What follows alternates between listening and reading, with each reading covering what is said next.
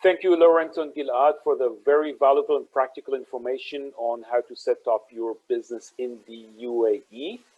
For the next 15 minutes, I would like to invite you to join us for a session where we will talk on how to set up your business in Bahrain. Kate, I'm switching back to you. Coming up is our next session, New Business Opportunities in Bahrain, with Dr. Simon Galpin. He is the Senior Advisor on Investment Promotions of the Bahrain Economic Development Board. Hello, Dr. Galpin. Glad having you. Hello, Kate. Delighted to be here. Thank you so much.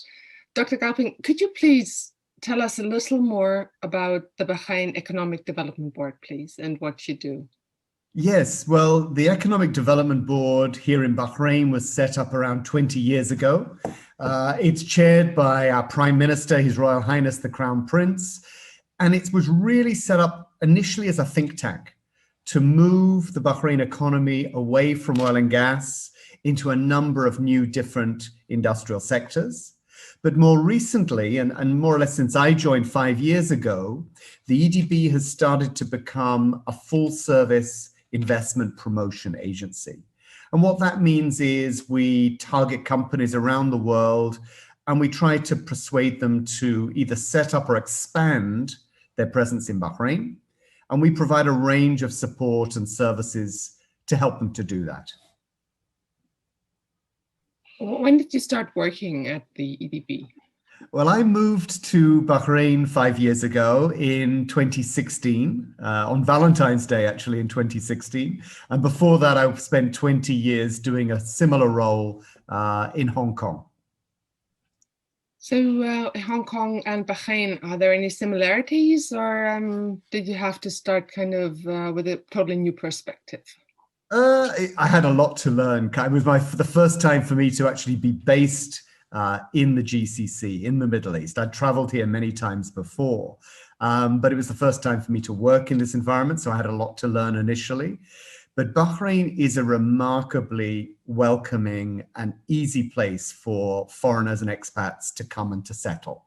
It's got great quality of life, and because it's so compact, it's very easy to get to know all the people that you need to know to enable you to do your job.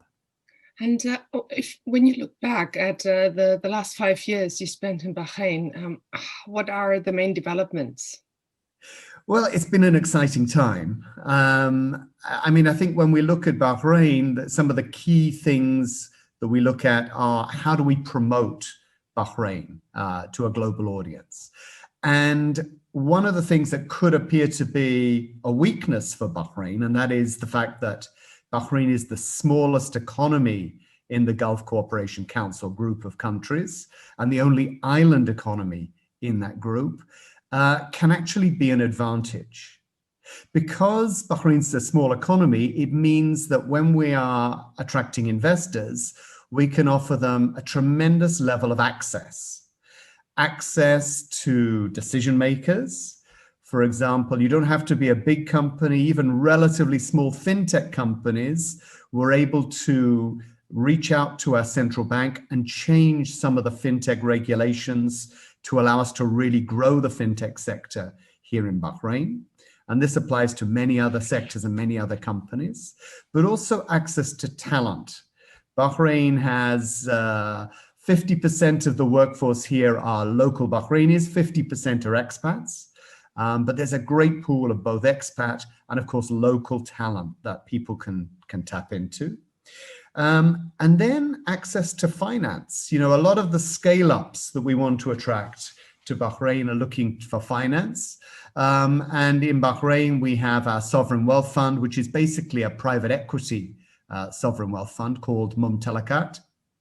But we also have, after Monaco, the second largest concentration of high net worth individuals in the world. So per square kilometer, we have more millionaires in the world than most other places, and second only to Monaco.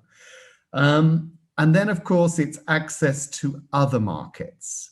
Although Bahrain's the smallest economy in the region, we have access through a bridge that connects us to Saudi Arabia, to the largest economy in the GCC, the Kingdom of Saudi Arabia. And what we see is before COVID anyway, a lot of people choosing to live in Bahrain, but commute over that causeway to work in companies like Saudi Aramco and commute every day backwards and forwards over that bridge. And then at the weekends, we tend to get very large numbers of Saudi cars driving the other way to come to go to restaurants and enjoy some of the leisure activities that Bahrain can offer to Saudi visitors as well.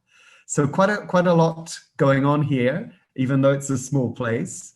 It's changing very, very quickly. And I think probably the key thing that excites companies when they look at this region is the fact that, you don't have to worry about paying tax. We don't have corporate tax. We don't have personal income tax. We don't have tax on investments. The only tax that we have at the moment in Bahrain is a 5% sales tax, GST. That sounds amazing. So are there any advantages, any other opportunities why companies should consider Bahrain as a business location? Having asked that, maybe you could add a little bit insight about the growing fields, the strongest industries within Bahrain. Sure. I mean, one of the things about Bahrain that's a little different to some of our neighboring economies is that we don't have lots of special economic zones. Bahrain is basically one single giant economic zone. And that means that companies can have, for most sectors, you can have 100% foreign ownership. You don't necessarily need to have a local partner. And I think we're enormously excited by the Abraham Accords and the opportunities that we have to do business with the state of Israel, for Bahraini companies to invest in Israel, and hopefully Israeli companies to come and invest here in Bahrain.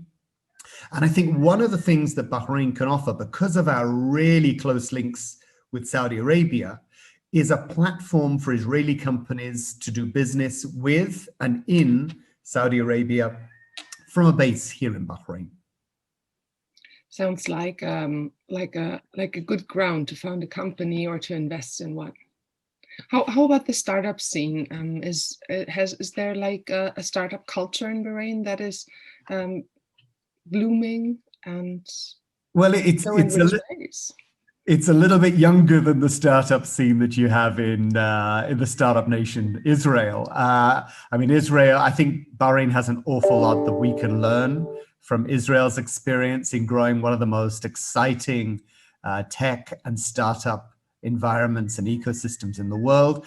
We're really just starting out, but there is really a very interesting startup ecosystem emerging in Bahrain. We've done very well with fintech in particular. Bahrain has long been a regional financial center, and we've managed to pivot away from purely traditional Islamic and normal banking into looking at fintech too. And the central bank, and we only have one regulator here, which makes life a little bit easier. The central bank set up a regulatory sandbox here, and we've had companies from all around the world coming to test their products and services from a base in Bahrain, but also, as I said before, working in tandem with our regulator to shape some of the regulations to make sure they're as investor friendly as they can be. And we're not shy about, looking around the world and cherry picking where we see some of the best regulations, whether it's in Singapore or London or Australia, and then implementing them very quickly here in Bahrain. So would you think that there is some interest from Bahraini companies to look at Israel as a possible business location? Well, I do. I think, we've been talking to a lot of Israeli entities, a lot of Israeli companies since the announcements of the Abraham Accords became public. But it's clear to us that actually, I think, Israeli companies probably know more about Bahrain than Bahraini companies know about Israel. So when the COVID situation calms down, when people can travel more freely, I think we're going to see a lot more exchanges and face-to-face discussions between Bahraini companies and Israeli companies. And of course, I'm conscious that you're planning a major event in Abu Dhabi, and not a virtual event, a real face-to-face event where, you know, companies from the UAE, from Bahrain and Israel can really get together and begin some of those dialogues. And I think that will be a huge help. Well, definitely, we're planning on May 24th for the trade forum to be in Abu Dhabi. Tell us a little more from your experience of the last 5 years of the intercultural training you received working in Bahrain, and being originally from Great Britain, or where's your home country? I'm originally from the UK, yes. Oh, yeah, yes. absolutely. So you learned a lot about cultures, and would be interested in if you see any differences today between Israel business culture and the Bahrain business culture. Well, you know, when I worked for Invest Hong Kong in Hong Kong, we were very active in Israel. We had an office in Tel Aviv, and we were very keen to support Israeli companies setting up in Hong Kong. And I've had the chance and the opportunity to visit Israel many times. But it's clear that there are some similarities between the business culture here and that in Israel and that of Israel. I think where we would see a difference is that Israeli business leaders can be very direct and very straightforward, which can save a lot of time. Israeli business people are also, it's also about relationships though. It's about family, it's about relationships. It's, you know what I mean? I think both Bahrainis and Israelis recognize that doing business is still very much a people business. You have to be people oriented, and it's about building those relationships up over time. So I think there's a lot of similarities. When we have had delegations visit Bahrain from Israel, the reception that they've had has been very warm, as you would expect. And they've got down to some really good discussions at a very early stage. For me, coming to Bahrain, I mean, Bahrain ranks very, very highly in a number of global indices for the ease in which expats can settle and feel at home here. Bahrainis, as I say, are some of the most welcoming and warm people in the world. It's a very easy place to settle down. There are great schools here. The cost of living here is 30 to 40% less expensive than, for example, UAE or Qatar. So it's a very easy place for people to settle into. And the other thing is that, you know, most Bahrainis are at least bi or sometimes trilingual. They speak Arabic, and of course, nearly everybody you meet here speaks excellent English as well. So it's a very easy place to do business. And that is reflected in some of the indices that you see, whether it's the Internation survey or the HSBC survey of expat quality of life. Bahrain is usually #1 in the region and usually in the top 5 or 6 in the world as a place to live and do business. That really, you almost convinced me to move to Bahrain now.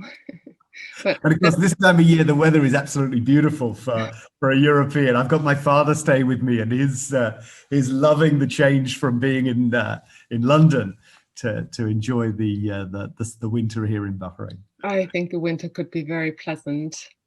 So if we just summarize a little, could you maybe give me the top 3 reasons why Bahrain is the perfect business location, and your top 3 services if one is interested in knowing a little more and you know, wanting to ask you what you can do? Well, it's the 3 accesses. It's access to an environment where you don't have to pay tax apart from sales tax. It's access to decision makers, partners, financiers that can really support your business. And we talk about really 2 degrees of separation in Bahrain. Everybody knows everybody else. And 3, access to much bigger markets that you can really benefit from a base here in Bahrain. One more thing I would mention, Bahrain also has a free trade agreement with the United States. So I also sit on AmCham's board, and the American Chamber here in Bahrain and the American Chamber in Israel are very excited by the sort of triangle of opportunities for US, Israeli, and Bahraini companies to do business together and taking advantage of the free trade agreement. And in terms of the support that we provide, in the early days, it's about sitting down with decision makers, helping to understand what they want to achieve in this region, and then really explaining to them some of the different options that are available to them so that they can make an informed choice and hopefully put the right part of their business here in Bahrain. And then when they're ready to do that, we have colleagues that will actually help you through that startup process, whether it's getting your company registration, help with getting kids into schools, whatever it takes to ensure that when you do set up, that you're successful here in Bahrain. Successful in Bahrain. I think that's definitely a great closing sentence. Thank you so much, Simon, for your time and for the insights. And yeah, I'm very curious about Bahrain now. I guess our audience is too. So I hope you have some great connections. Are you on LinkedIn? I am on LinkedIn, yes. So Simon Galpin on LinkedIn, you'll find me, no problem. Great, great. That's lovely to hear. Thank you so much once again for the session, for your insights, for your time, and hope to speak soon, latest hopefully in May in Abu Dhabi at the forum. Thank you very much, Kate. Take care.